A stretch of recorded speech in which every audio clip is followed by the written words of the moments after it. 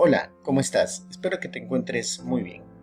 Hoy vamos a conversar acerca de la economía ecuatoriana, la agricultura, la industria y la integración regional.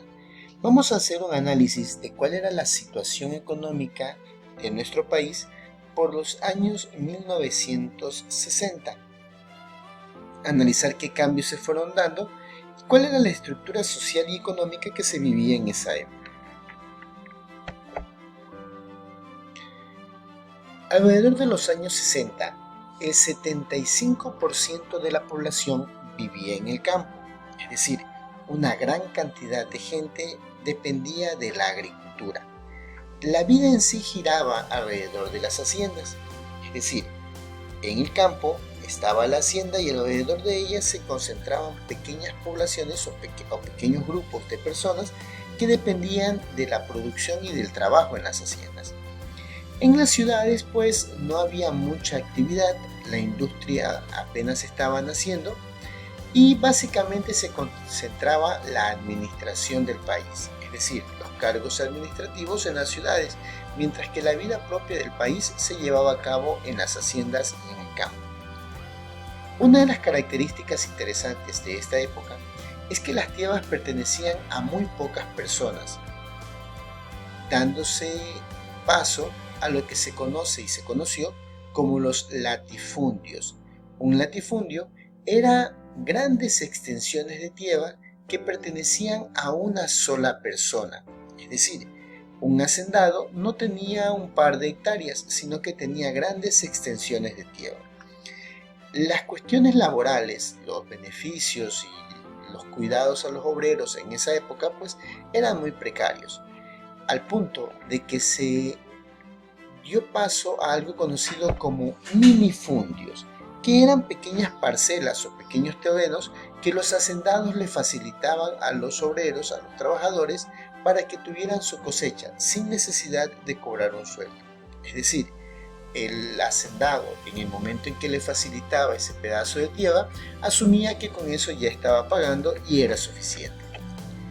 La relación que existía entre el hacendado y los obreros era no tanto de empleado-trabajador, sino más bien era una relación paternalista, en la cual el obrero hacía todo lo que el hacendado quería, mientras que el hacendado asumía que lo que le daba al obrero era como un favor, más no como un pago. En esa época, el Estado intervenía muy poco en las situaciones de las haciendas y en las situaciones agrícolas, es decir, no había una normativa por parte del gobierno que reforzara los derechos de las personas que trabajaban en las haciendas.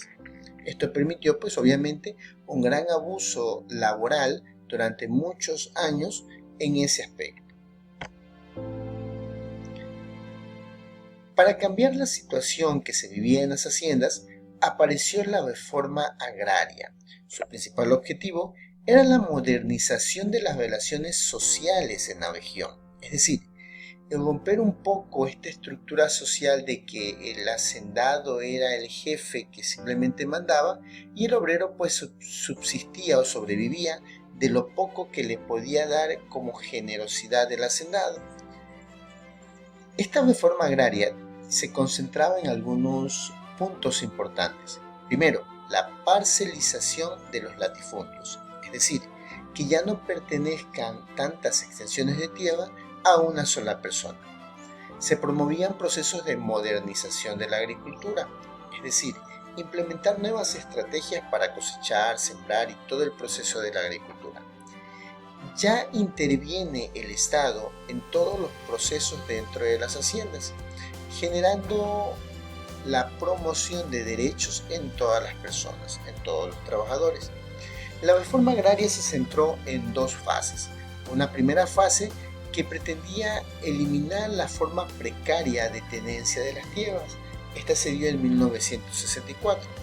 Esta parte lo que buscó fue, como mencionamos en el primer ítem, la parcelización de los latifundios, es decir, que no pertenezcan tantos sectores agrícolas a una sola persona.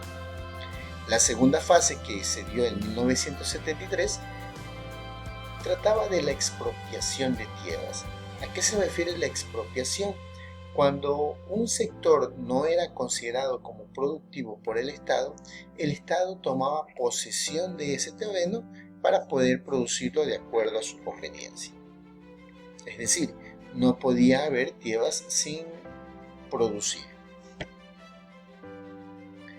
Algunos datos importantes de términos que eran muy comunes en esa época son los siguientes. Huasipungo.